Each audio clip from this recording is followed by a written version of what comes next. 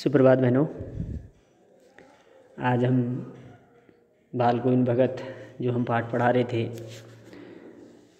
उसके आगे की कहानी पढ़ेंगे।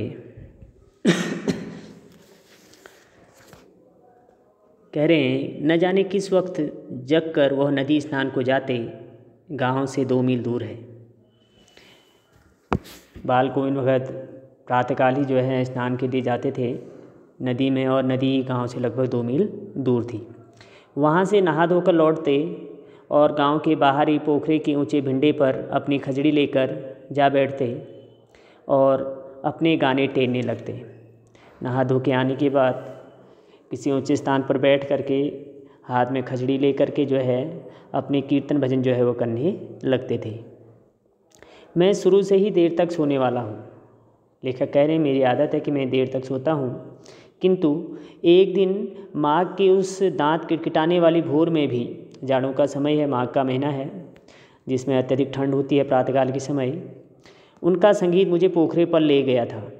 अभी आसमान के तारों के दीपक बुझे नहीं थे। हाँ, पूरब में लोही लग गई थी, पूर्व दिशा में जो है लालिमा लग गई थी, जिसकी लालिमा को शुक्र तारा और बढ़ा रहा था। खेत, बगीचा, घर, सब पर कुहासा छा रहा था, कोहरा जो है लगा हुआ था। सारा वातावरण अजीब रहस्य से आवृत मालूम पड़ता था। उस रहस्यमय वातावरण में एक कुश की चटाई पर पूरब मुँह काली कमली ओढ़े बाल गोविंद भगत अपनी खजड़ी लिए बैठे थे। उनके मुंह से शब्दों का तांता लगा था। उनकी अंगुलियां खजड़ी पर लगातार चल रही थी। गाते गाते इतने मस्त हो जाते, इतने सुरूर में आ जाते, उत्तेजित हो उठते कि मालूम होता अब खड़े हो जाएंगे। कमली तो बार बार सिर से नीचे सरक जाती। मैं जाड़े से कपकपा रहा था, किंतु तारे की छाँव में भी उनके मस्तक के श्रम बिंदु जब तक चमक ही पड़ते। कहने का आशय है कि इतने मदमस्त होकर गा रहे थे, इतना शारीरिक श्रम गाने में कर रहे थे कि माथे पे जो है उनका पसीना आ रहा था। गर्मियों में भी उनकी संध्या कितनी उमस भरी शाम को न शीतल करती। अपने घर के आंगन में आसन जमा बैठते। गांव के उनके कुछ प्रेमी भी जुट जाते। खजड़ियों और करतालों की भरमार हो जाती। एक पद बाल गोविंद कह जाते, उनकी प्रेम मंडली उसे दोहराती थी, तिहराती थी। एक लाइन वो बोलते थे, गाते थे, उनके पीछे जो अन्य लोग उनके साथ बैठे हैं मंडली में, वो उसको जो है दोहराने और तिहराने का कार्य करते थे। धीरे धीरे स्वर ऊंचा होने लगता, एक निश्चित ताल, एक निश्चित गति से। उस ताल स्वर के चढ़ाव के साथ श्रोताओं के मन भी ऊपर उठने लगते। धीरे धीरे मन तन पर हावी हो जाता। होते होते एक क्षण ऐसा आता कि बीच में खजड़ी लिए बाल गोविंद भगत नाच रहे हैं और उनके साथ ही सबके तन और मन नृत्यशील हो उठे। सारा आंगन नृत्य और संगीत से ओतप्रोत है। बाल गोविंद भगत की संगीत साधना का चरम उत्कर्ष उस दिन देखा गया जिस दिन उनका बेटा मरा।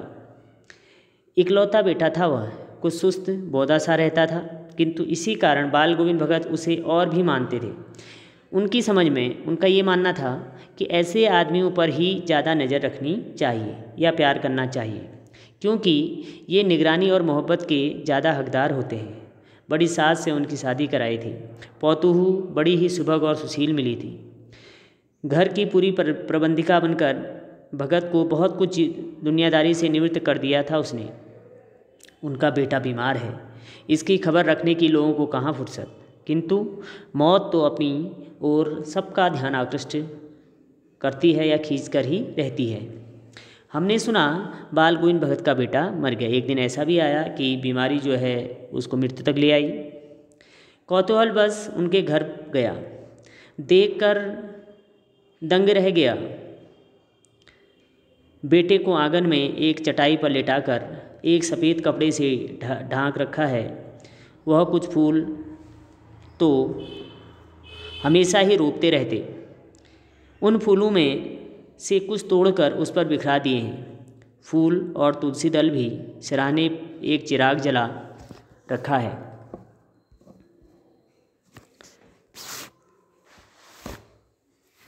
और उसके सामने ज़मीन पर ही आसन जमाए गीत गाए चले जा रहे हैं। वही पुरानी स्वर, वही पुरानी तल्लीनता। घर में पौतू रो रही है जिसके गांव की स्त्रियां चुप कराने की कोशिश कर रही हैं, किंतु बाल गोविंद भगत गाए जा रहे हैं। हाँ, गाते गाते कभी पौतू के नज़दीक भी जाते और उसे रोने के बदले उत्सव मनाने को कहते। उनका मानना था, आत्मा परमात्मा के पास चली गई है, विरहिणी अपने प्रेमी से जा मिली है, भला इससे बढ़कर आनंद की कौन बात। मैं कभी कभी सोचता हूँ यह पागल तो नहीं हो गई, किंतु नहीं, वह जो कुछ कह रहे थे उसमें उनका विश्वास बोल रहा था, वह चरम विश्वास जो हमेशा ही मृत्यु पर जो है विजयी होता आया है।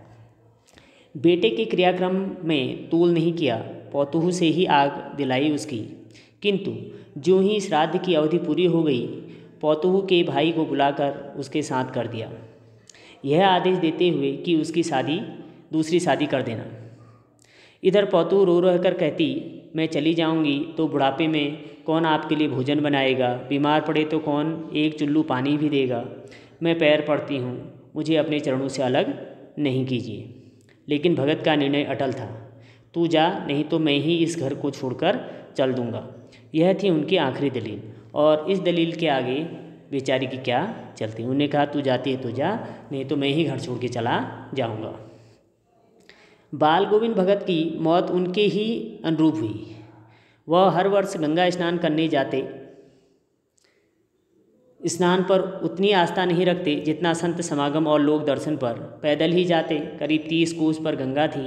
साधु को संबल लेने का क्या हक, और गृहस्थ किसी से भिक्षा क्यों मांगे। अतः घर से खाकर चलते तो फिर घर पर ही लौटकर खाते। रास्ते भर खजड़ी बजाते गाते, जहाँ प्यास लगती पानी पी लेते। 4-5 दिन आने जाने में लगते, किंतु इस लंबे उपवास में भी वही मस्ती। अब बुढ़ापा आ गया था, किंतु टेक वही जवानी वाली। इस बार लौटे तो तबीयत कुछ सुस्त थी। खाने पीने के बाद भी तबीयत नहीं सुधरी। थोड़ा बुखार आने लगा, किंतु नेम व्रत तो छोड़ने वाले नहीं थे।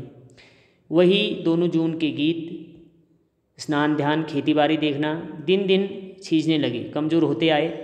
लोगों ने नहाने धोने के लिए मना किया, आराम करने को कहा, किंतु हंस कर टाल देते रहे। उस दिन भी संध्या में गीत गाए, किंतु मालूम होता जैसे तागा टूट गया हो, माला का एक एक दाना बिखरा हुआ। भोर में लोगों ने गीत नहीं सुना। जाकर देखा तो बाल गोविंद भगत नहीं रहे, सिर्फ उनका पंजर जो है पड़ा हुआ था। उनके प्राण जो है निकल गए थे। कल इसके प्रश्न उत्तर जो है आपको जो है भेज दिए जाएंगे।